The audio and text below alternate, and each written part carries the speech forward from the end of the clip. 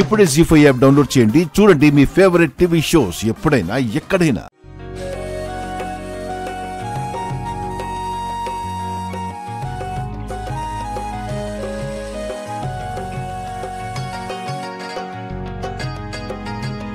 స్వామి వినాయక, తెలుసో తెలియకో మేం తప్పులు చేసుంటే మమ్మల్ని క్షమించి దీవించవయ్యా.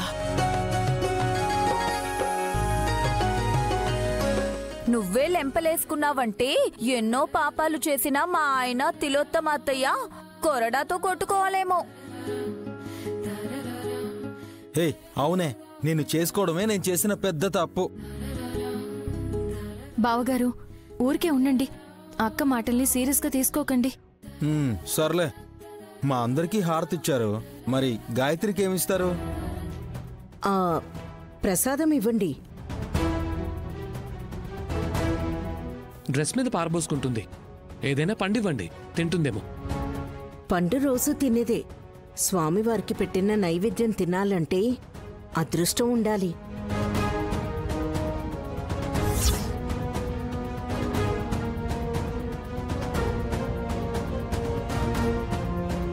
అవునక్కాయ్, నైనమ్మా హారతి ఇచ్చేసాం కాబట్టి ఇక నైవేద్య ప్రసాదాలని అందరికి పంచిపెట్టచ్చు.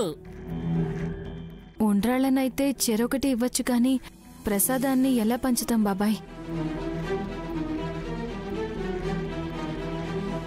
భోంచేసేటప్పుడు తినొచ్చులే, అయినా స్వామివారి దగ్గర కాసేపైనా ఉండనివ్వండి.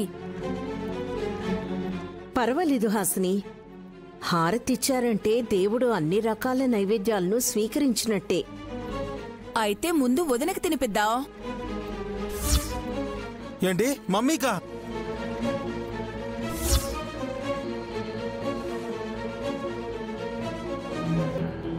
తినకూడదేదో తింటుందా మీ మమ్మీ? కాదు కదా, ప్రసాదమే కదా పెడుతుంది. కరెక్టే అనుకో. అనుకోవడం ఏంటి బ్రో, తినకూడదే ఏంటి?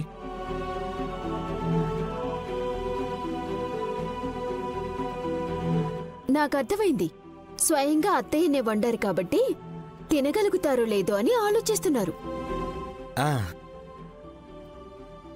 అంత చండాలంగా ఏమీ చెయ్యరత్తయ్య, బానే వండుతారు.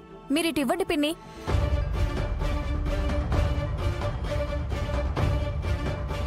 అయినా సరే ముందు నాకొద్దులే హాసిని. పసిపిల్ల గాయత్రిని తిన్నివ్వు. అరచేతిలో ఒక స్పూన్ పెడతానత్తయ్యా. వద్దొద్దు, చిన్నపిల్లలు దేవుడితో సమానం. దేవుడు తిన్నాక ఇంకెవరైనా తినొచ్చన్నావు కదక్కాయ్. అన్నాను కానీ నేను తర్వాత తింటానులే. గాయత్రి, నువ్వు తినమ్మా ముందు. దేవుని ప్రసాదం ముందుగా తనే తినాలని రూలే లేదు కదా అత్తయ్య, మనమెందుకు తినకూడదు? ఇటువక్క ఒక్క స్పూన్ తింటాను, సరేనా? ఒక నిమిషం ఆగుతావా?